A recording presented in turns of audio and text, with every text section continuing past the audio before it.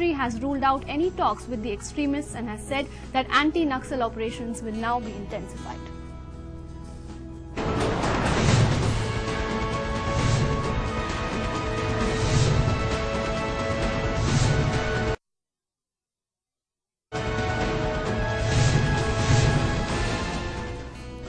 And to discuss the same, we have with us in our studios, as always, three distinguished guests. Please welcome Major General Afzal Karim, a noted security expert. Welcome to Inside General Karim. Sitting next to him is E.N. Ram Mohan, a former DG BSF. Welcome to Inside, sir. And we are also joined by Dr. Santosh Mehrotra, Director General, Institute of Applied Manpower Research, Planning Commission. Welcome to Inside, sir. General Karim, I'd like to begin with you. What do you think would be the best way of fighting Naxalism? Because one view that is often expressed immediately after a major Naxal attack takes place is that the army should be called in to respond to such a menace. It's a very complex problem. There is no one solution. If you want to push an army and CRPF and all that, that will solve the problem. That will solve immediate situations.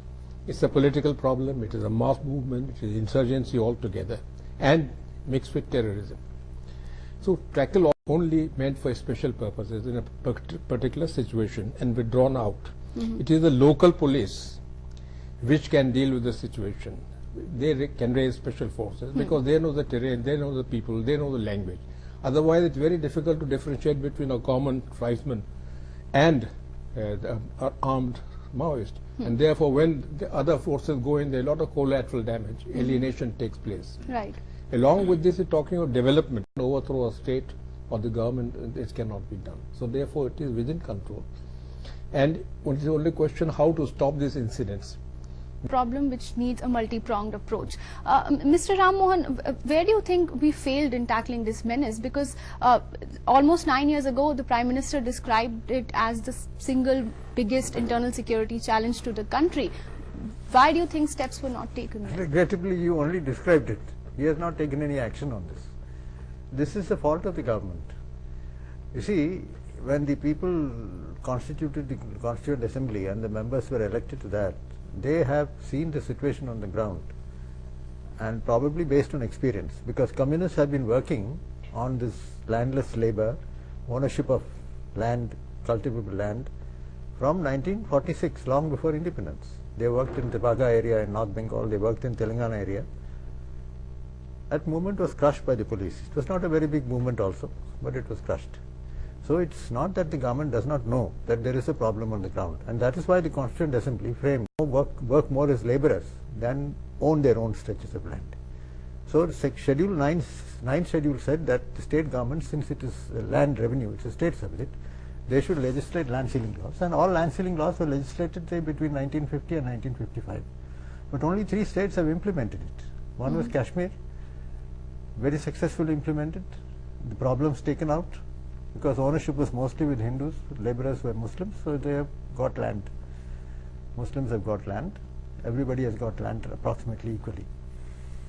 No problem has come up on Kashmir because of this issue. West Bengal did it when there was a communist coalition ministry in 1968, but the Jotedars, who are the landlords, they short-circuited the whole thing by bribing the district staff and showing their excess land in fictitious names.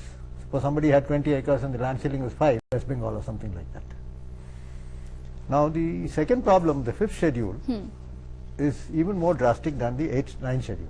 The 5th schedule said that the scheduled areas of the country, which means all reserve forests in the country where tribals live, this should be administered by the governor, which means it's not administered by the chief minister. And the governor administers it by appointing a tribes advisory council, which is a panchayat of the tribes living in that area. Regrettably, nobody has touched this. No governor has touched it. I was told that Jharkhand governor tried to do it, but some MLA who was there took charge of it. There is a clause in that if one of the tribes in a particular reserved area, scheduled area, happens to be an MLA, he has to be part of the council. But he doesn't head the council, he is only a panchayat member. The whole panchayat is to sit down and decide how that land, that forest is to be developed. Okay, so you're saying it's about guaranteeing land rights, forest rights to the tribals. Exactly. This has never been done. So that vacant space which has been created, the Maoists have come. You see, there's a lot of talk about Maoists being romantic. Many people who come and talk about this, they say, oh, you're a Maoist, you're a Maoist. I've been labeled a Maoist 100 times. I don't believe in this communist philosophy at all. I believe in a healthy democracy, and regrettably in our country we have a very unhealthy democracy.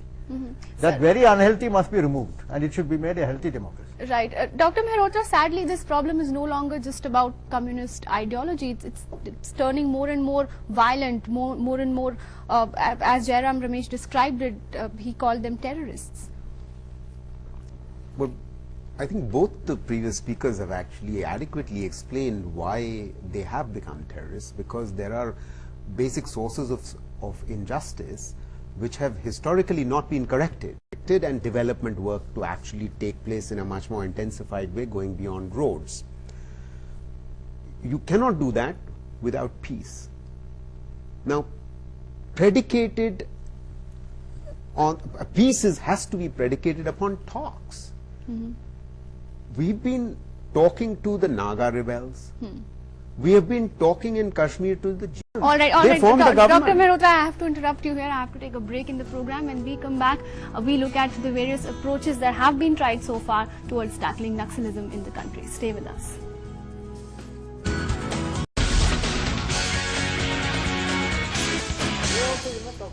Welcome back to Insight. We are discussing what is the best way of fighting Naxalism.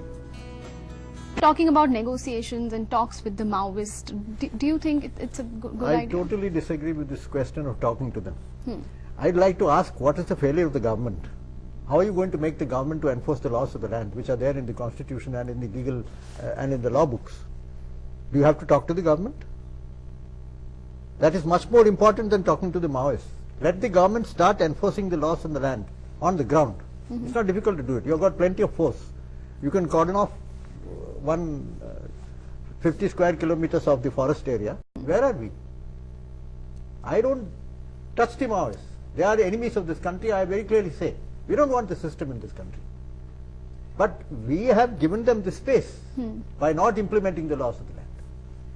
One of the laws of the land that need to be implemented is called PESA, the provision of extension of scheduled. Of the schedule. Yeah, it's an act which has come out of 1996 Act of Parliament,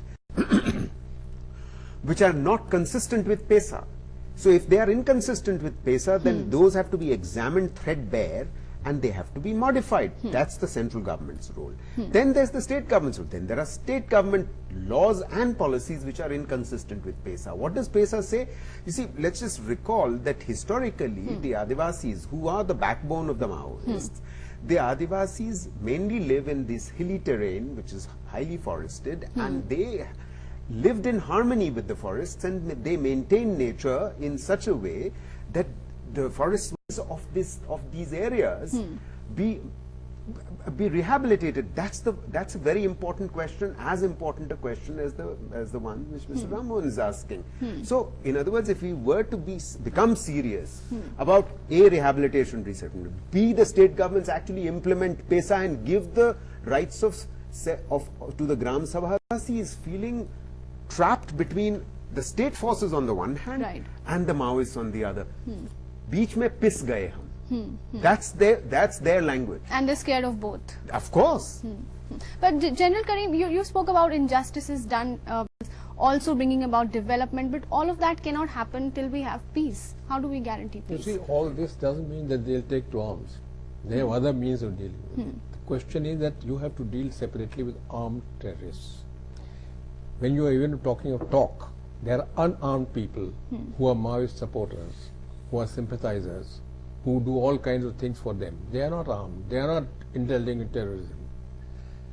So therefore, you have to differentiate between armed and unarmed Maoists first. You just cannot say everybody is a Maoist and everybody is therefore a terrorist.